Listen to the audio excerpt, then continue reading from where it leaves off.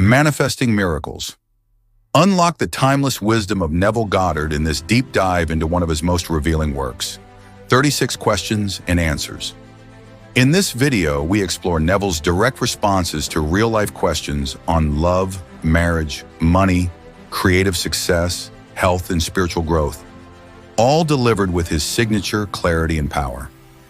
Whether you're a seasoned manifestor or just getting started with Neville's teachings, this Q&A session is packed with gold.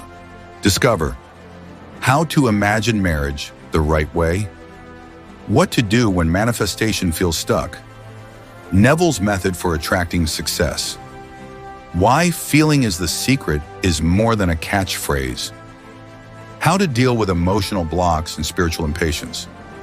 These aren't just theories, they're instructions for transformation. Let Neville guide you into the state of the wish fulfilled. First question, what is the meaning of the insignia on your book covers? Answer, it is an eye imposed upon a heart which in turn is imposed upon a tree laden with fruit, meaning that what you are conscious of and accept as true, you are going to realize. As a man thinketh in his heart, so he is. Second question, I would like to be married but have not found the right man. How do I imagine a husband? Answer, forever in love with ideals, it is the ideal state that captures the mind. Do not confine the state of marriage to a certain man, but a full, rich, and overflowing life. You desire to experience the joy of marriage. Do not modify your dream, but enhance it by making it lovelier. Then condense your desire into a single sensation or act which implies its fulfillment. In this Western world, a woman wears a wedding ring on the third finger of her left hand. Motherhood need not imply marriage. Intimacy need not imply marriage, but a wedding ring does. Relax in a comfortable armchair or lie flat on your back and induce a state akin to sleep. Then assume the feeling of being married. Imagine a wedding band on your finger.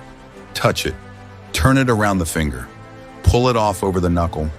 Keep the action going until the ring has the distinctness and feeling of reality. Become so lost in feeling the ring on your finger that when you open your eyes, you will be surprised that it is not there. If you are a man who does not wear a ring, you could assume greater responsibility. How would you feel if you had a wife to care for? Assume the feeling of being a happily married man right now. Third question, what must I do to inspire creative thoughts such as those needed for writing? Answer, what must you do? Assume the story has already been written and accepted by a great publishing house. Reduce the idea of being a writer to the sensation of satisfaction. Repeat the phrase, isn't it wonderful? Or thank you, thank you, thank you, over and over again until you feel successful. Or imagine a friend congratulating you. There are unnumbered ways of implying success, but always go to the end. Your acceptance of the end wills its fulfillment. Do not think about getting in the mood to write, but live and act as though you are now the author you desire to be. Assume you have the talent for writing. Think of the pattern you want displayed on the outside. If you write a book and no one is willing to buy it, there is no satisfaction. Act as though people are hungry for your work. Live as though you cannot produce stories or books fast enough to meet the demand. Persist in this assumption, and all that is necessary to achieve your goal will quickly burst into bloom, and you will express it. Fourth question, how do I imagine larger audiences for my talks? Answer, I can answer you best by sharing the technique used by a very able teacher I know. When this man first came to this country, he began speaking in a small hall in New York City. Although only 50 or 60 people attended his Sunday morning meeting, and they sat in front, this teacher would stand at the podium and imagine a vast audience. Then he would say to the empty space, "Can you hear me back there?" Today, this man is speaking in Carnegie Hall in New York City to approximately 2,500 people every Sunday morning and Wednesday evening. He wanted to speak to crowds. He was not modest. He did not try to fool himself, but build a crowd in his own consciousness. And crowds came, stand before a large audience. Question 5. Is it possible to imagine several things at the same time? Or should I confine my imagining to one desire? Answer. Personally, I like to confine my imaginal act to a single thought, but that does not mean I will stop there. During the course of a day, I may imagine many things, but instead of imagining lots of small things, I would suggest that you imagine something so big it includes all the little things. Instead of imagining wealth, health, and friends, imagine being ecstatic. You could not be ecstatic and be in pain. You could not be ecstatic and be threatened with a dispossession notice. You could not be ecstatic if you were not enjoying a full measure of friendship and love. What would the feeling be like were you ecstatic without knowing what had happened to produce your ecstasy? Reduce the idea of ecstasy to the single sensation. Isn't it wonderful? Do not allow the conscious, reasoning mind to ask why, because if it does, it will start to look for visible causes, and then the sensation will be lost. Rather, repeat over and over again, isn't it wonderful? Suspend judgment as to what is wonderful. Catch the one sensation of the wonder of it all, and things will happen to bear witness to the truth of this sensation, and I promise you, it will include all the little things. Sixth question, how often should I perform the imaginal act? A few days or several weeks? Answer, in the book of Genesis, the story is told of Jacob wrestling with an angel. This story gives us the clue we are looking for, that when satisfaction is reached, impotence follows. When the feeling of reality is yours, for the moment at least, you are mentally impotent. The desire to repeat the act of prayer is lost, having been replaced by the feeling of accomplishment. You cannot persist in wanting what you already have. If you assume you are what you desire to be to the point of ecstasy, you no longer want it. Your imaginal act is as much a creative act as a physical one, wherein man halts, shrinks, and is blessed. For as man creates his own likeness, so does your imaginal act transform itself into the likeness of your assumption. If, however, you do not reach the point of satisfaction, repeat the action over and over again until you feel as though you touched it and virtue went out of you. 7. Question, I have been taught not to ask for earthly things, only for spiritual growth. Yet money and things are what I need. Answer, you must be honest with yourself. All through Scripture, the question is asked, what do you want of me? Some wanted to see, others to eat, and still others wanted to be made straight, or that my child live. Your dimensionally larger self speaks to you through the language of desire. Do not deceive yourself. Knowing what you want, claim you already have it, for it is your Father's good pleasure to give it to you, and remember what you desire that you have. 8. Question, when you have as assumed your desire, do you keep in mind the ever-presence of this greater one protecting and giving you your assumption? Answer, the acceptance of the end wills the means. Assume the feeling of your wish fulfilled, and your dimensionally greater self will determine the means. When you appropriate a state as though you had it, the activity of the day will divert your mind from all anxious thoughts so that you do not look for signs. You do not have to carry the feeling that some presence is going to do it for you. Rather, you know it is already done. Knowing it is already a fact, walk as though it were, and things will happen to make it so. You do not have to be concerned about some presence doing anything for you. The deeper, dimensionally greater you has already done it. All you do is move to the place where you encounter it. Remember the story of the man who left the master and was on his way home when he met his servant who said, "Your son lives." And when he asked at what hour it was done, the servant replied, "The 7th hour." The self-same hour that he assumed his desire, it was done for him. For it was at the 7th hour that the master said, "Your son lives." Your desire is already granted. Walk as though it were, and although time beats slowly in this dimension of your being, it will nevertheless bring you confirmation of your assumption. I ask you not to be impatient, though. If there is one thing you really have need of, it is patience. 9. Question, isn't there a law that says you cannot get something for nothing? Must we not earn what we desire? Answer, creation is finished. It is your Father's good pleasure to give you the kingdom. The parable of the prodigal son is your answer.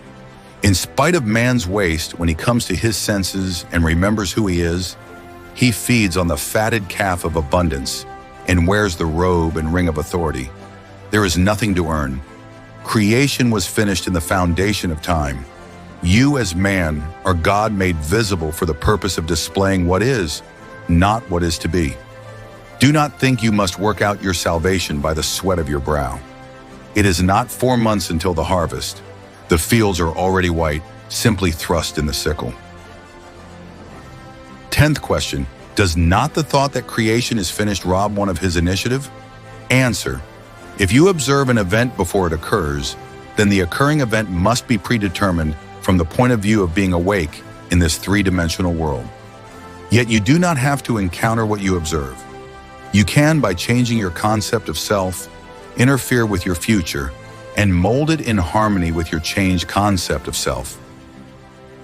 11th question, does not this ability to change the future deny that creation is finished? Answer, number. You, by changing your concept of self, change your relationship to things. If you rearrange the words of a play to write a different one, you have not created new words but simply had the joy of rearranging them. Your concept of self determines the order of events you encounter. They are in the foundation of the world, but not their order of arrangement. 12th question, why should one who works hard in metaphysics always seem to lack? Answer, because he has not really applied metaphysics.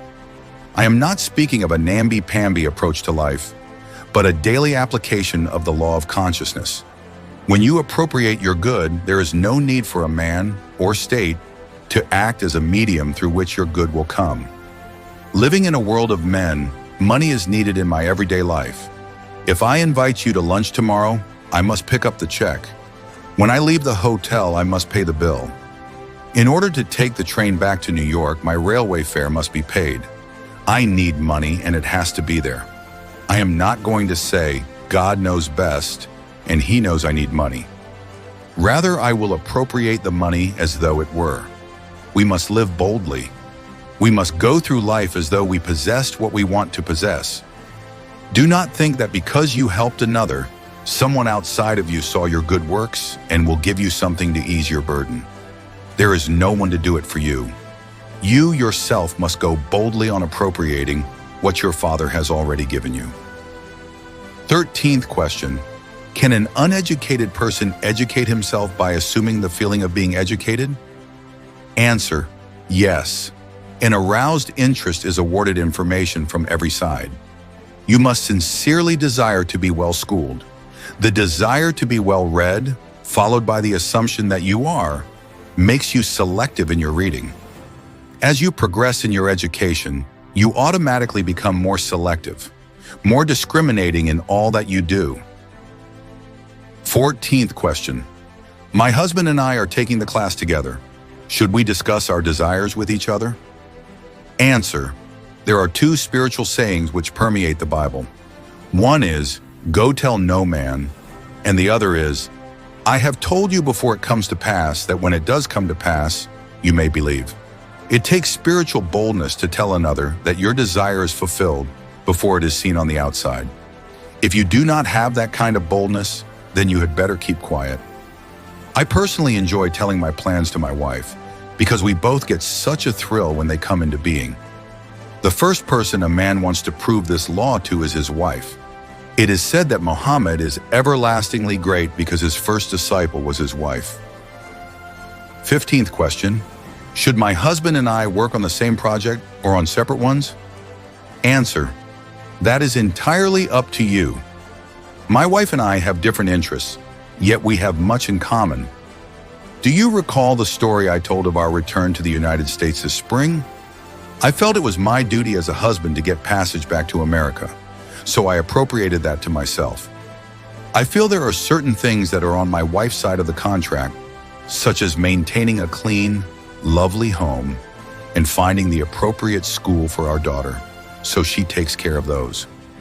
Quite often, my wife will ask me to imagine for her, as though she has greater faith in my ability to do it than in her own.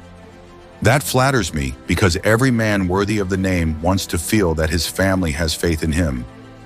But I see nothing wrong in the communion between two who love one another. 16th question. I would think that if you get too much into the sleepy state, there would be a lack of feeling. Answer. When I speak of feeling, I do not mean emotion, but acceptance of the fact that the desire is fulfilled. Feeling grateful, fulfilled, or thankful, it is easy to say, thank you. Isn't it wonderful? Or, it is finished. When you get into the state of thankfulness, you can either awaken knowing it is done, or fall asleep in the feeling of the wish fulfilled. 17th question. Is love a product of your own consciousness? Answer. All things exist in your consciousness, be they love or hate. Nothing comes from without. The hills to which you look for help are those of an inner range. Your feelings of love, hate, or indifference all spring from your own consciousness. You are infinitely greater than you could ever conceive yourself to be. Never in eternity will you reach the ultimate you. That is how wonderful you are. Love is not a product of you, you are love. For that is what God is, and God's name is I am, the very name you call yourself before you make the claim as to the state you are now in. 18. Question. Suppose my wants cannot materialize for 6 months to a year. Do I wait to imagine them? Answer. When the desire is upon you, that is the time to accept your wish in its fullness. Perhaps there are reasons why the urge is given you at this time. Your three-dimensional being may think it cannot be now, but your fourth-dimensional mind knows it already is. So the desire should be accepted by you as a physical fact now. Suppose you wanted to build a house. The urge to have it is now, but it is going to take time for the trees to grow and the carpenter to build the house. Although the urge seems big, do not wait to adjust to it. Claim possession now and let it objectify itself in its own strange way. Do not say it will take 6 months or a year. The minute the desire comes upon you, assume it is already a fact. You and you alone have given your desire time interval, and time is relative when it comes to this world. Do not wait for anything to come to pass. Accept it now as though it were, and see what happens. When you have a desire, the deeper you, who men call God, is speaking. He urges you, through the language of desire, to accept that which is not that which is to be. Desire is simply his communion with you, telling you that your desire is yours now. Your acceptance of this fact is proved by your complete adjustment to it as though it were true. 19th question. Why do some of us die young? Answer. Our lives are not in retrospect measured by years, but by the content of those years. 20th question. What would you consider a full life? Answer. A variety of experiences. The more varied they are, the richer is your life.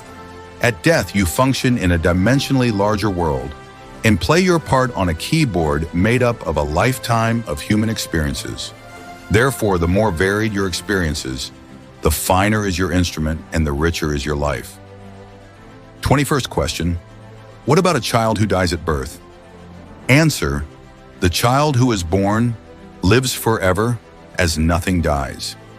It may appear that the child who dies at birth has no keyboard of human experience, but, as a poet once said, he drew a circle that shut me out, infidel, scoundrel, a thing to flout.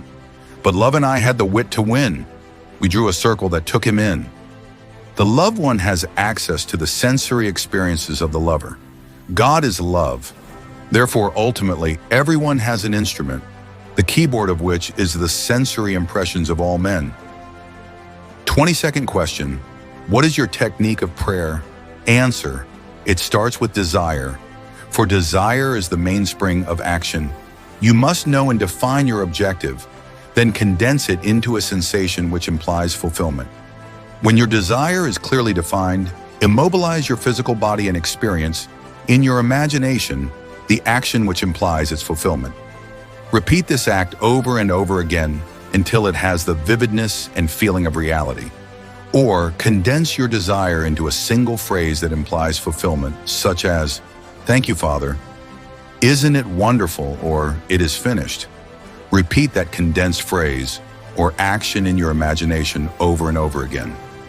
Then either awaken from that state or slip off into the deep. It does not matter, for the act is done when you completely accept it as being finished in that sleepy, drowsy state.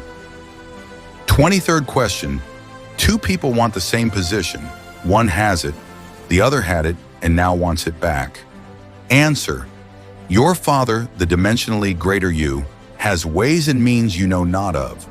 Accept His wisdom, feel your desire is fulfilled, then allow your Father to give it to you. The present one may be promoted to a higher position or marry a man of great wealth and give up her job. She may come into a great deal of money or choose to move to another state. Many people say they want to work, but I question that seriously.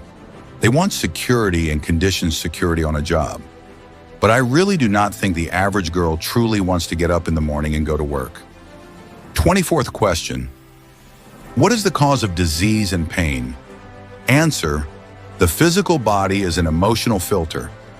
Many human ailments, hitherto considered purely physical, are now recognized as rooted in emotional disturbances. Pain comes from lack of relaxation. When you sleep, there is no pain. If you are under an anesthetic, there is no pain because you are relaxed, as it were. If you have pain, it is because you are tense in trying to force something. You cannot force an idea into embodiment, you simply appropriate it. It is attention minus effort. Only practice will bring you to that point where you can be attentive and still be relaxed. Attention is tension toward an end, and relaxation is just the opposite. Here are two completely opposite ideas that you must blend until you learn, through practice, how to be attentive, but not tense. The word contention means attention minus effort. In the state of contention, you are held by the idea without tension. 25th question. No matter how much I try to be happy, underneath, I have a melancholy feeling of being left out. Why? Answer. Because you feel you are not wanted. Were I you, I would assume I am wanted. You know the technique. The assumption that you are wanted may seem false when first assumed, but if you will feel wanted and respected and persist in that assumption, you will be amazed how others will seek you out. They will begin to see qualities in you they had never seen before. I promise you. If you will but assume you are wanted, you will be. 26th question. If security came to me through the death of a loved one, did I bring about that death? Answer. Do not think for 1 second that you brought about a death by assuming security. The greater you is not going to injure anyone. It sees all, and knowing the length of life of all, it can inspire the other to give you that which can fulfill your assumption. You did not kill the person who named you in his will. If, a few days after your complete acceptance of the idea of security, Uncle John made his exit from this three-dimensional plane and left you his estate, it is only because it was time for Uncle John to go. He did not die 1 second before his time, however. The greater you saw the lifespan of John and used him as the way to bring about the fulfillment of your feeling of security. The acceptance of the end wills the means toward the fulfillment of that end. Do not be concerned with anything save the end. Always bear in mind that the responsibility to make it so is completely removed from your shoulders. It is yours because you accept it as so. 27th question. I have more than one objective. Would it be ineffective to concentrate on different objectives at different periods of concentration? Answer. I like to take one consuming ambition, restrict it to a single short phrase or act that implies fulfillment, but I do not limit my ambition. I only know that my real objective will include all the little ones. 28th question. I find it difficult to change my concept of self. Why? Answer. Because your desire to change has not been aroused. If you would fall in love with what you really want to be, you would become it. It takes an intense hunger to bring about a transformation of self. As the hart panteth after the water brooks, so panteth my soul after thee, O Lord. If you would become as thirsty for perfection as the little hart is for water that it braves the anger of the tiger in the forest, you would become perfect. 29th Question: I am contemplating a business venture. It means a great deal to me, but I cannot imagine how it can come into being. Answer: you are relieved of that responsibility. You do not have to make it a reality, it already is. Although your concept of self seems so far removed from the venture you now contemplate, it exists now as a reality within you. Ask yourself how you would feel and what you would be doing if your business venture were a great success. Become identified with that character and feeling, and you will be amazed how quickly you will realize your dream. The only sacrifice you are called upon to make is to give up your present concept of self and appropriate the desire you want to express. 30th question: as a metaphysical student, I have been taught to believe that race beliefs and universal assumptions affect me. Do you mean that only to the degree I give these universal beliefs power over me? Am I influenced by them? Answer: yes. It is only your individual viewpoint, as your world is forever bearing witness to your present concept of self. If someone offends you, change your concept of self. That is the only way others change. Tonight's paper may be read by any 6 people in this room, and no 2 will interpret the same story in the same way. One will be elated, the other depressed, another indifferent, and so on. Yet it is the same story. Universal assumptions, race beliefs, call them what you will, they are not important to you. What is important is your concept, not of another, but of yourself, for the concept you hold of yourself determines the concept you hold of others. Leave others alone. What are they to you? Follow your own desires. The law is always in operation, always absolute. Your consciousness is the rock upon which all structures rest. Watch what you are aware of. You need not concern yourself with others because you are sustained by the absoluteness of this law. No man comes to you of his own accord, be he good, bad, or indifferent. He did not choose you. You chose him. He was drawn to you because of what you are. You cannot destroy the state another represents through force. Rather, leave him alone. What is he to you? Rise to a higher level of consciousness, and you will find a new world awaiting you. And as you sanctify yourself, others are sanctified. 31st question: who wrote the Bible? Answer: the Bible was written by intelligent men who used solar and phallic myths to reveal psychological truths. But we have mistaken their allegory for history and therefore have failed to see their true message.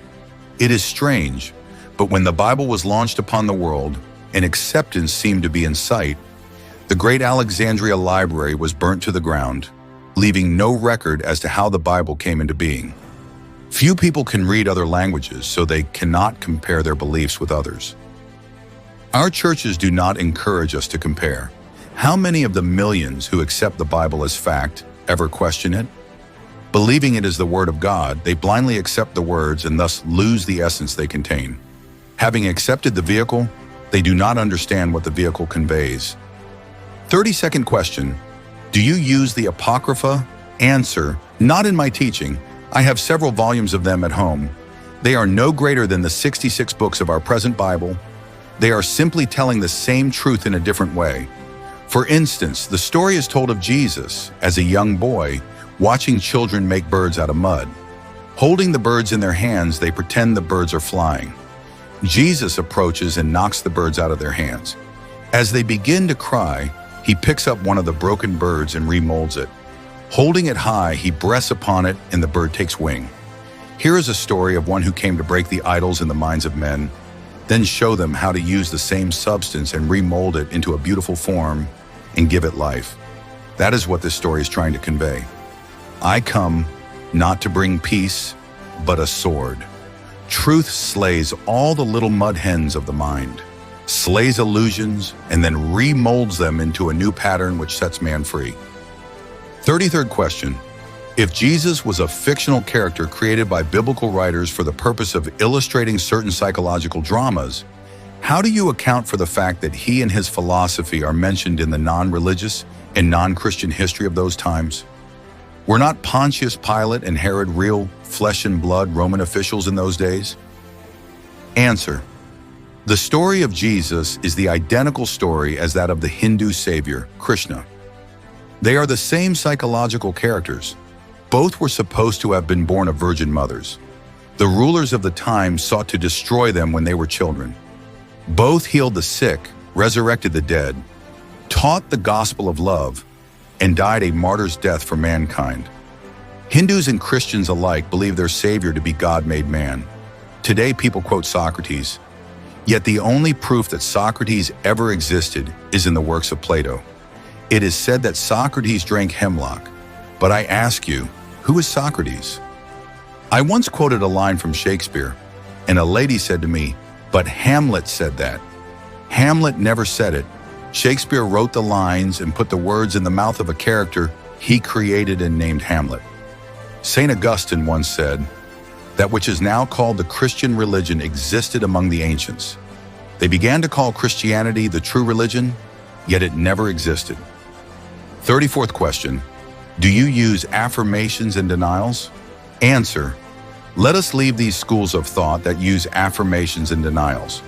The best affirmation and the only effective one is an assumption which, in itself, implies denial of the former state. The best denial is total indifference. Things wither and die through indifference. They are kept alive through attention. You do not deny a thing by saying it does not exist. Rather, you put feeling into it by recognizing it, and what you recognize as true is true to you, be it good, bad, or indifferent. 35th question, is it possible for one to appear dead and still not be dead? Answer, General Lee was supposed to have been born 2 years after his mother, believed to be dead, was buried alive. Lucky for her, she was not embalmed or buried in the earth, but in a vault where someone heard her cry and released her. 2 years later, Mrs. Lee bore a son who became General Lee. That is part of this country's history. 36th question, how could one who was deprived in his youth become a success in life? Answer, we are creatures of habit, forming patterns of the mind which repeat themselves over and over again. Although habit acts like a compelling law, which drives one to repeat the patterns, it is not a law, for you and I can change the patterns. Many successful men such as Henry Ford, Rockefeller, and Carnegie were deprived in their youth. Many of the great names in this country came from poor families, yet they left behind them great accomplishments in the political, artistic, and financial world. One evening, a friend of mine attended a meeting for young advertising executives. The speaker of the evening said to these young men, I have but one thing to say to you tonight, and that is to make yourself big, and you cannot fail. Taking an ordinary fishbowl, he filled it with 2 bags, one of English walnuts and the other of small beans. Mixing them with his hand, he began to shake the bowl and said, this bowl is life. You cannot stop it shaking, as life is a constant pulsing, living rhythm, but watch. And as they watched, the big walnuts came to the top of the bowl as the little beans fell to the bottom. Looking into the bowl, the man asked, which one of you is complaining, asking why? Then added, isn't it strange? The sound is coming from the bowl and not the outside? A bean is complaining that if he had had the same environment as the walnut, he too would do big things. But he never had the chance. Then he took a little bean from the bottom of the bowl and placed him on top, saying, I can move the bean through sheer force, but I cannot stop the bowl of life from shaking. And as he shook the bowl, the little bean once again slid to the bottom. Hearing another voice of complaint, he asked, what's that I hear? You are saying that I should take one of those big fellows who thinks he is so big and put him on the bottom and see what happens to him? You believe he will be just as limited as you because he will be robbed of the opportunity of big things just as you are? Let's see. Then the speaker took one of the big walnuts and pushed him right down to the bottom of the bowl, saying, I still can't stop the bowl from shaking. And as the men watched, the big walnut came to the top again. Then the speaker added, gentlemen, if you really want to be successful in life, make yourself big. My friend took this message to heart and began to assume he was a successful businessman. Today, he is truly a big man if you judge success by dollars. He now employs over 1,000 people in the city of New York. Each one of you can do what he did. Assume you are what you want to be. Walk in that assumption, and it will harden into fact.